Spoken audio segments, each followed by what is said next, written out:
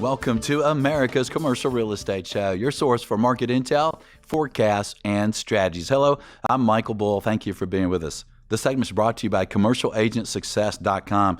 Check it out. It is the ultimate commercial real estate agent training. If you're experienced agents or your agents are experienced, check it out at CommercialAgentSuccess.com.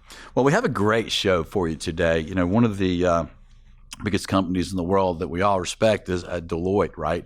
Once a year, they do a report called Deloitte Insights. It's the 2023 Commercial Real Estate Outlook, and it's a great report, and I want to share with you, how they do it and some highlights from it to kind of help you navigate, what's ahead of us, right? So there's been some changes going on this year, right?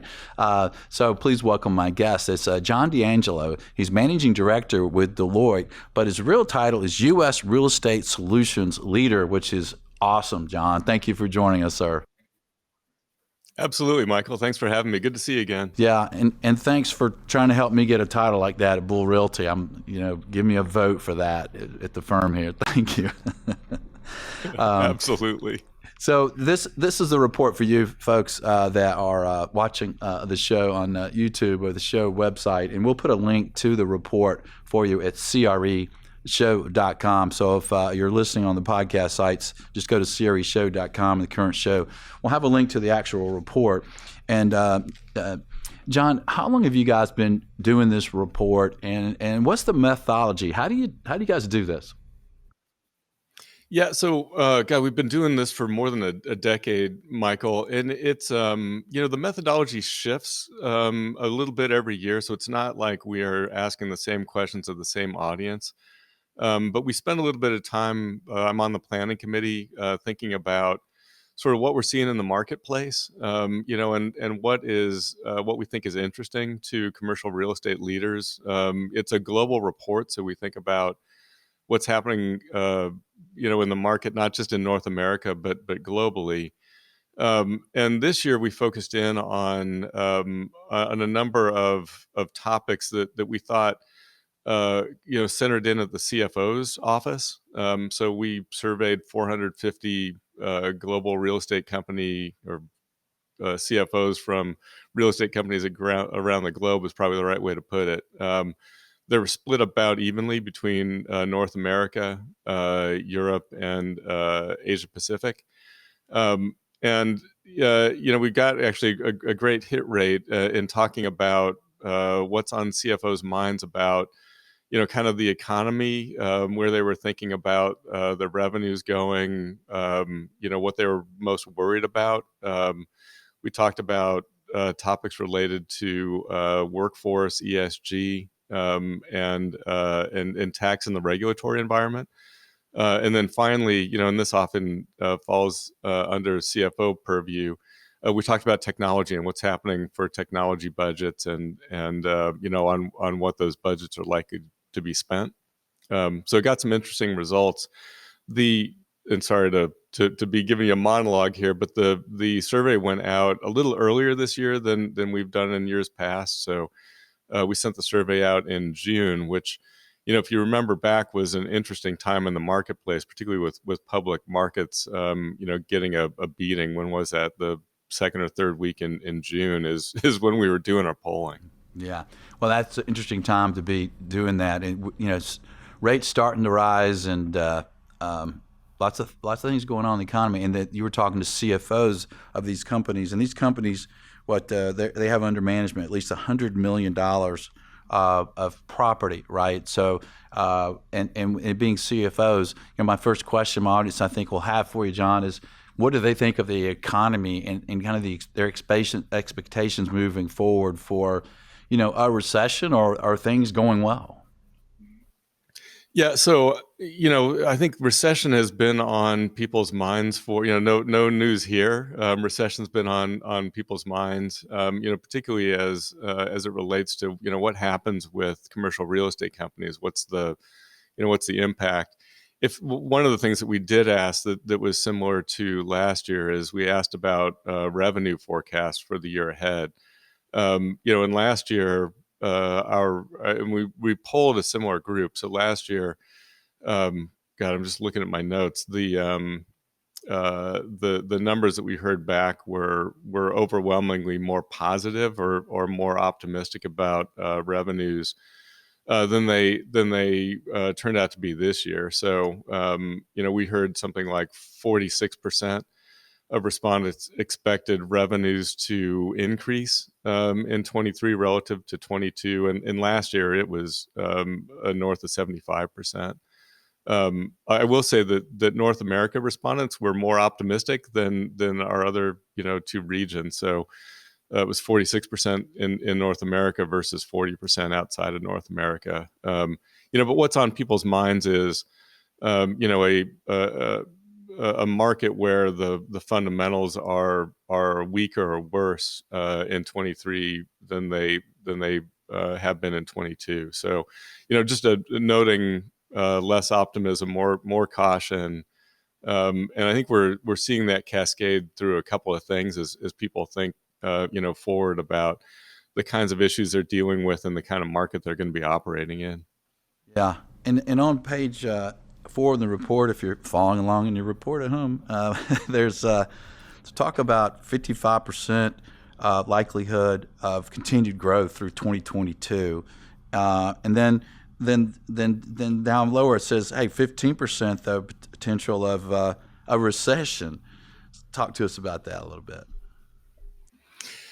Yeah, well, it's I'm actually kind of surprised that the number of concern about recession wasn't higher than 15%. It's just, I think it's on everybody's minds, but it's listen, real estate executives tend to be an optimistic bunch, so I think you sort of square the circle in, if we don't acknowledge it, maybe it won't happen. Well, the CFO though, isn't that's the guy who usually gives us a reality check, right? The real us CEOs in. Yeah, exactly. You'd think, although, but it's sort of not what we saw in the numbers that we heard. But Michael, listen, I would be loath to say that kind of reflects what people are really thinking. I think it's more about what people are hoping. Yeah, well, that's interesting. And let's talk about some of the sectors, because I think that's real interesting to see in your report and the respondents' views on the different sectors. And let's start with the elephant in the room, office, right? That's the one seems to be most in question these days. What do your respondents think about office? Yeah, so interesting, Michael. We asked about which property types our respondents thought represented the greatest potential for risk-adjusted return, and outside of the U.S., actually, sort of core CBD office turned up as the highest potential for greatest risk-adjusted return. And inside of the U.S., it was kind of middle of the pack, with suburban office way low. I think it was down at the second or third from the bottom. And I think part of that is I was talking to colleagues that have been traveling around, internationally again, and their feeling of kind of core city office, being vibrant, more people into it, the city centers being more active than they're seeing in the U.S. has been kind of universal. So I think that explains a little bit about why we're seeing people outside the U.S. be bullish about both CBD office as well as suburban office. So that was interesting. And the other thing, when we asked about workforce management, not to conflate too many topics here, but in the U.S., the kind of thinking about remote work offerings and flexible work arrangements, kind of popped up to the top of the list. So I think what we're seeing in the U.S. is a little bit of continued uncertainty about what's happening in the office, where the office ought to be, how it should be configured, who's showing up, how often are they showing up to it, and it seems that there's a little less of that outside of the U.S. And why do you think that? Why would U.S. be slower to get back in the office? It's an interesting question, and I guess this is John D'Angelo's view rather than representing all of Deloitte. I think in the U.S., particularly, where there are longer commutes and the advent of, I think we talk about this in the report, sort of super commuters, people that have moved entirely to a different part of the country. People aren't, listen, I believe that the office has a role in the way we connect and collaborate and work together forevermore. So people aren't rejecting the office per se; they're rejecting the commute. And I think it's just with I think transportation outside of the U.S.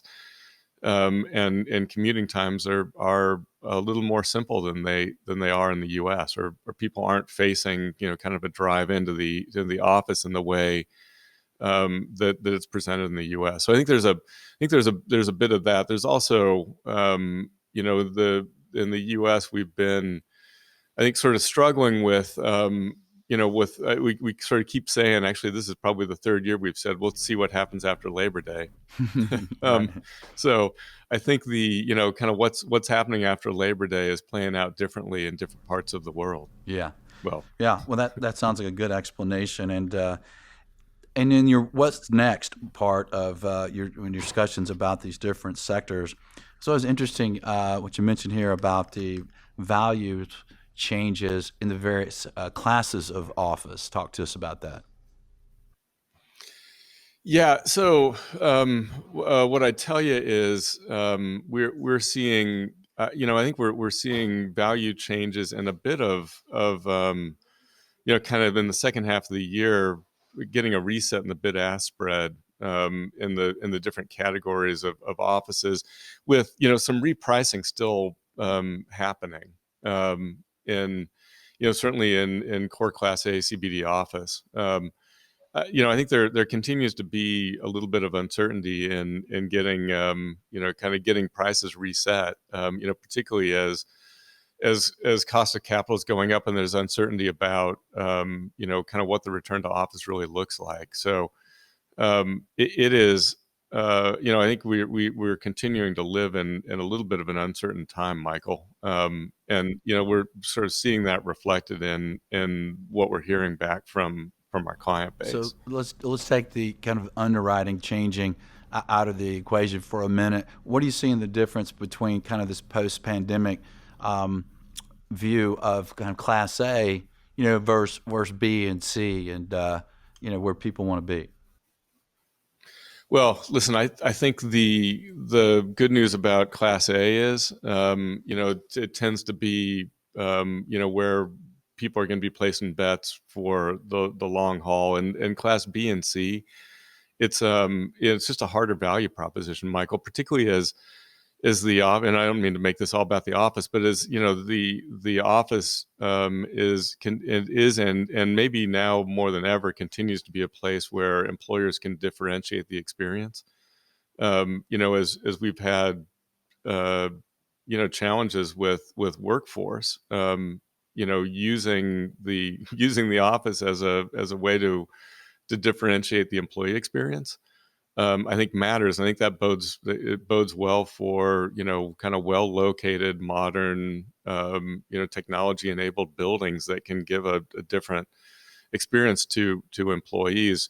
And class kind of B and C there's a bigger lift. There's bigger investments required, or they just might be in the wrong places. So kind of makes sense that we're seeing that show up in valuations.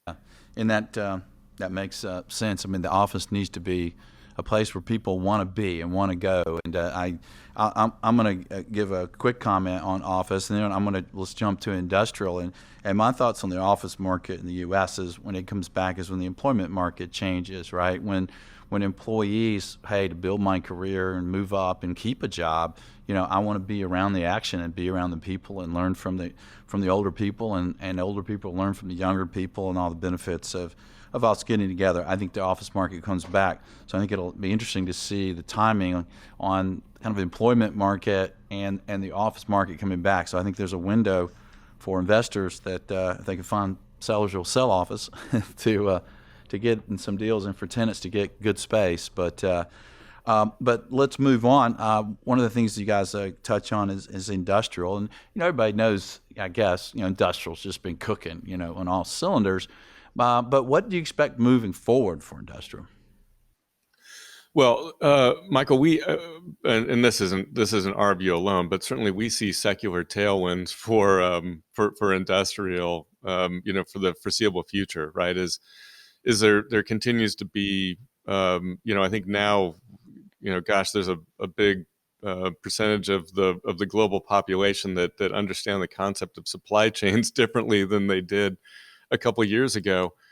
So thinking about where logistics and distribution gets located, reshoring of manufacturing, and then think about urban sort of distribution, the last mile distribution to support e-commerce, and sort of different consumer expectations about about what delivery times look like and what's available when. I mean, that all speaks to industrial having sustained demand, certainly in the U.S. for like pick a number, at least a decade or more than a decade to come.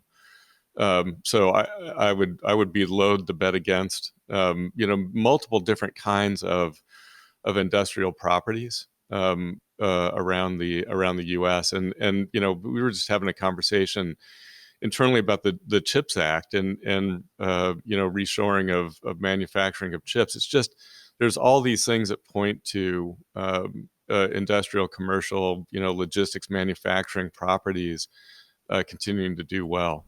Yeah. Yeah, that outlook seems rosy. I agree. Well, let's talk about another one that is on a lot of people's mind, and that's housing. One, because we like, everybody seems to like to invest in apartments, right? It's been doing well. But also most of us own a home. So, what's next for home values? What's the expectations there?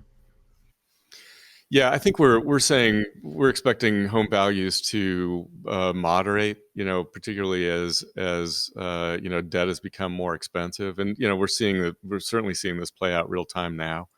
That home values have either stabilized or in some places going back as demand has moderated. But probably certainly less bullish about growth in single family residential values.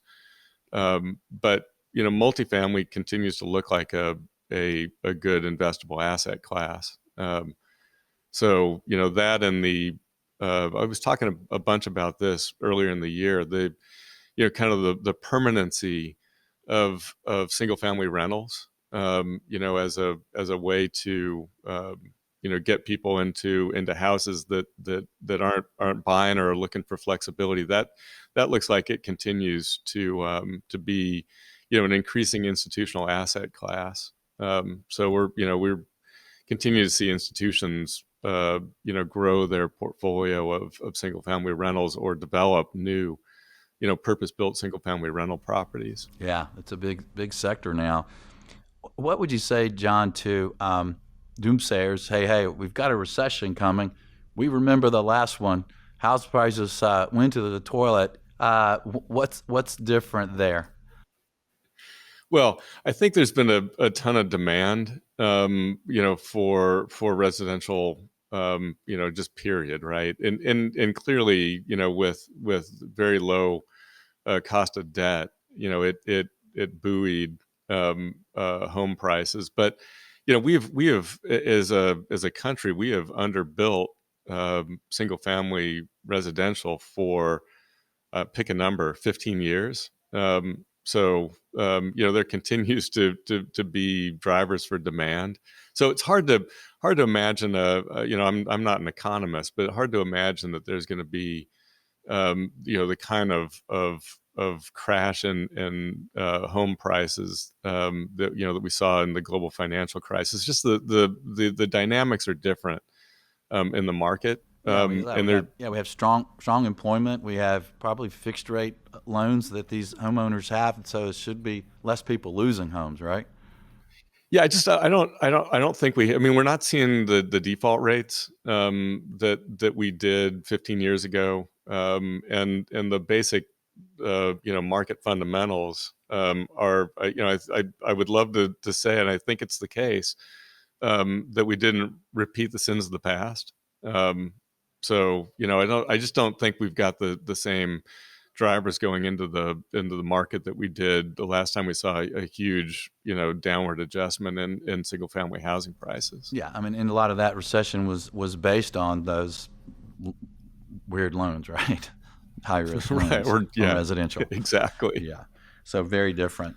We're talking with Yeah. John D'Angelo, and he is U.S. Real Estate Solutions Leader with Deloitte. And we're talking about their Deloitte's Insights 2023 Commercial Real Estate Outlook, and giving you some highlights and takeaways. And John, retail has been an interesting a sector and kind of an interesting industry as well.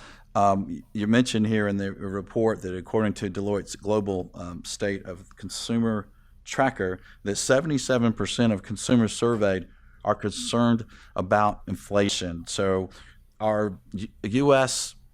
people, are we going to continue spending like we always have? What's consumer confidence like, and how's that going to impact retail moving forward? Well, I mean, listen, the last last year and a half, has been sort of a great time for retail. And retail's got, I think retail's got, as we talked about, industrial having secular tailwinds. Retail's going to have some secular headwinds for the foreseeable future. And we'll likely see a tempering of. Again, I'm a real estate guy, not an economist, but likely to see a tempering of spend from consumers that'll have an impact on retail. Hard to bet against needs-based retail. Sort of the neighborhood centers that did well during COVID. Likely continue to do well. It'll be interesting to see what happens with regional malls as they move from primarily a place to go buy things to a place that offers experiences. Expect to continue to see that, but I think retail through two things. One, just a likely tempering of consumer spending over the next 12-18 months is a challenge, and kind of some permanent shifts to e-commerce. um, it's probably a little less rosy picture for retail, but there's still a ton of drivers that make retail relevant. Yeah. And let's talk about hotels next. How do your respondents feel about the hotel industry moving forward? Yeah, so actually, I think a much more positive outlook on hotel and travel and leisure period, and that's just a kind of a pent up demand of people wanting to be out and about, and certainly as you look back, at a period that was tough, we've seen a bunch of recovery, so. I think the outlook is generally positive, and particularly as international travel and tourism rebounds. There's sort of good things in hotel so travel and leisure. Looking at the year ahead. Yeah, we have a hotel division. It seems like there's a lot of buyers and not enough sellers in the market, and we have a senior housing division, and it was pretty hurt by COVID, and now it seems to be really bouncing back. What do your respondents say about senior housing moving forward? Yeah. So again, I think bullish or positive about senior housing for the reasons you indicated. Right. It was a very tough time during COVID, but all the long term trends point to kind of great fundamentals for senior housing, senior care, assisted living. All the things that really punished during COVID, are sort of returning to normal, and returning to normal in terms of occupancy and yeah, all the things that have driven investors to that category for a long time, that none of those fundamentals have changed. So the outlook there is positive, and I think that's well placed. And in your respondents of these CFOs of these companies that control lots of commercial real estate are concerned, like other CFOs and CEOs, of talent and employees. And so, what's a takeaway that you got from the report and your respondents related to talent? Yeah, it's funny. So we asked, well, funny is probably the wrong way to put it. We asked what people were doing about, attracting and retaining talent in an environment that, it's just been a challenge since midsummer 21 is really when we saw the kind of great resignation, great reshuffle, playing out. Um, the kinds of things, actually interesting in North America, the number one response about what are people doing is around DE&I initiatives, just as a way to differentiate, attract, and retain talent. And the next couple were about, I think I talked about it earlier, were about the office, and about providing flexible work arrangements, as well as kind of a hybrid inside outside office. So those were the sort of top three responses as people were thinking about what do they do. The fourth one I think is also interesting, Michael, particularly as I think about, these were people that were all in the real estate industry, and it was focusing in on workplace automation, which is really about improving kind of the day-to-day quality of work that people in the real estate industry, that our workforce does. So, automating activities that had previously been manual. So, just as in an industry that is, long relied on, the way I put it is throwing people at the problem. We're seeing clients, and certainly the respondents indicated this, that they're investing in greater workplace automation, and I think that all has something to do with just providing a better work experience for the workforce in real estate. Yeah, I think that if there's anything good that comes out of COVID, it's a healthier built environment, right? Especially when it comes to office. And I have a recommendation to any office building owners where you have an elevator, your building's big enough for that.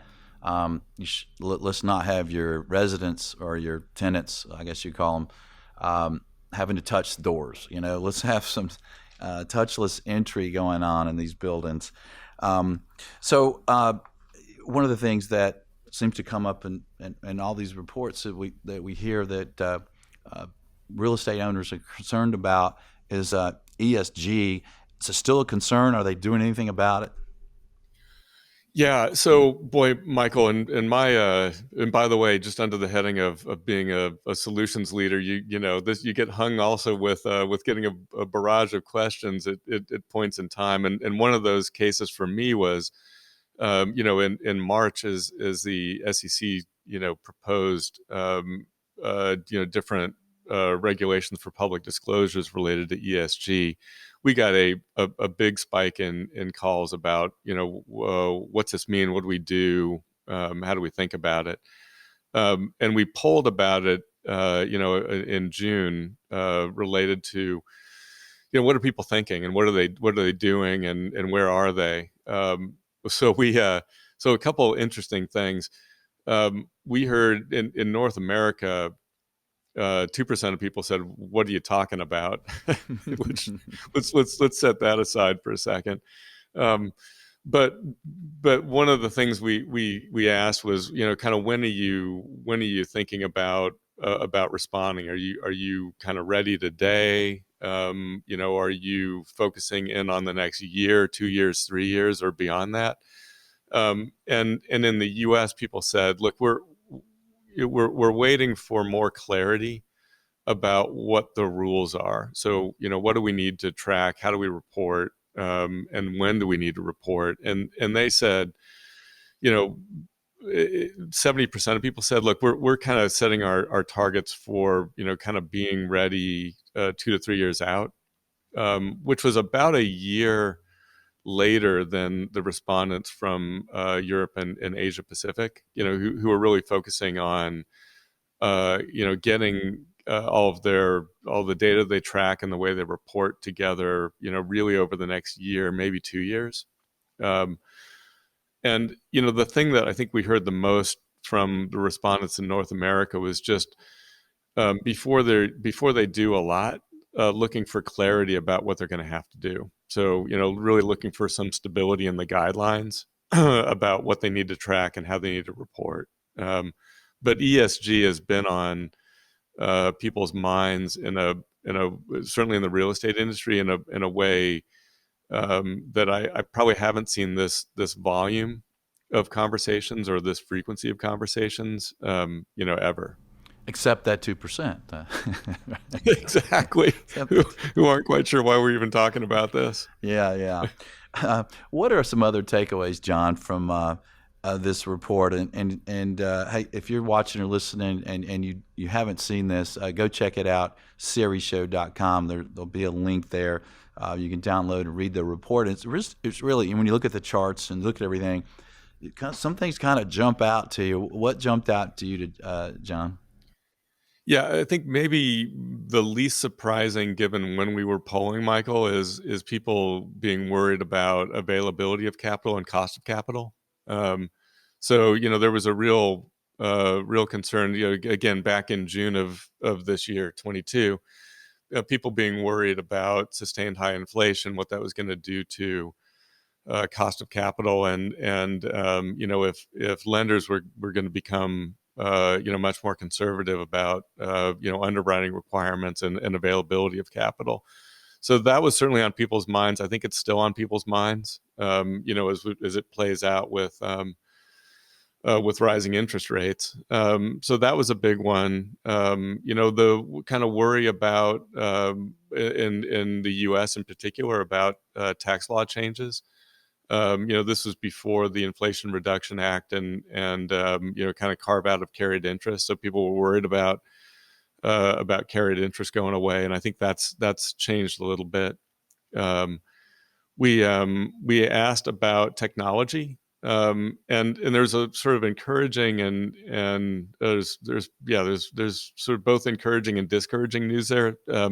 Not surprisingly, given worries about revenue or less optimism about revenue going into 23, planned tech spend, the number of people that were planning to increase technology spend is down roughly half of what it was last year. So I think last year 75% or even 80% of respondents expected to increase their tech spend in this year. And when we asked it this year, it was about half of that. And the number of people that were thinking they were going to go 5% or more above what they'd spent last year is also down. But the flip side of that, which I found sort of encouraging, is a large number of people were talking about either exploring or piloting or in early stage production of what we'd call advanced technologies. So, in that is accepting cryptocurrency for payment, digital twins, the tokenization of assets. We even asked about the metaverse. And there was an awful lot of people that sort of self-reported that they were either exploring or piloting the things I just rattled off as advanced technologies. And I take that as encouraging in an industry that's often slow to adapt new technologies, that people were thinking about. What's it mean, or what are the implications in their business? And I think that can only be a good thing. Yeah, it's certainly interesting, I think, for especially old real estate guy like me to think of metaverse, real estate in the metaverse, because you just make more metaverse. I have a lot to learn, and I think maybe a lot of us do. Yeah, Well, in particular, that was a category that people said. But we asked, actually, one of the questions we asked about that was, "Do you care?" and that was That was the one that we got the largest responses of people saying, no, we don't care. Yeah, that's interesting. Well, what would be a final Yeah. takeaway or advice for the future for our listeners, John? Boy, Michael, I'm just wired to be an optimist. And one of my big takeaways is, people in the real estate industry kind of sensing and responding to changes in technology, and in thinking about sort of keeping up with advances in building technologies in particular. I kind of I love the fact that, although only 10% of people said their portfolios were smart, that as they look forward, they expected to be spending more money on smart building technologies and making their portfolios kind of more intelligent. So if I look at all of this, the kind of the changes in thinking about how fundamentally my assets operate, and people becoming more thoughtful about what it takes to have a relevant asset that's smarter than it was yesterday is a great thing. Yeah, that is. It's time to invest in these buildings and make them more attractive to tenants and the employees, and get them in here. And I get a lot of questions because we're day to day underwriting and negotiating and closing transactions, and people ask me, "Well, Michael, we can see the past sales, but what's happening today?" And we're seeing underwriting change on every class, with less cap rate change on industrial multifamily with a lot of demand, right? But more cap rate change as you go down the line to to office. So it's kind of interesting to see. But we're also seeing a lot of sellers who are responding and say, "Hey, you know what? We're not going to have those super low historic rates anymore. So we don't have to try to hold on to our thoughts about cap rates of a year ago. They're not going to be here for maybe decades, if ever, right?" So a lot of the sellers are adjusting and thinking, you know what, maybe rates are going to be higher in 6 months, so maybe I take today's value. So we are seeing transaction volume sustained a little. Obviously it's not what it was last year. Last year everybody was going crazy trying to close transactions because of this fear of the 1031 exchange getting limited to $1 million and capital gains increases. So there was a lot of activity last year. We average, I think at the end of the year, if we average transaction volume to the last 4 or 5 years, we still have a pretty strong year this year because I think some sellers are really adjusting to value. Were there any respondent questions related to that, or what are you hearing from clients? No respondents replies to sort of that, but I'll tell you, just in under the heading of what I'm hearing, it reflects what you just said, Michael. The sellers are still trading gains, right? But as they're resetting expectations about value, that's never a switch. It's a process, but the process seems to be happening. And like I said, they're still trading on in some cases enormous gains. So it really is about how quickly does that process happen. But it seems to be happening here in the second half of the year. That's good to hear, I guess. So transactions happen. People, if you're taking my pappy said, if you're making a profit, you're making a profit. Well, John, Exactly. yeah, Wise words. yeah, John, thanks for joining us. We appreciate the wisdom and insight and the report. Yeah, you bet. Thanks for having me, Michael. Always good to see you. All right. And thank you for joining us around the country. We appreciate you sharing the show and commenting and rating the show and subscribing wherever you watch or listen to the show. So thank you for that. And please join us next week. And until then, be sure that you always lead, learn, and laugh, and join us for America's Commercial Real Estate Show.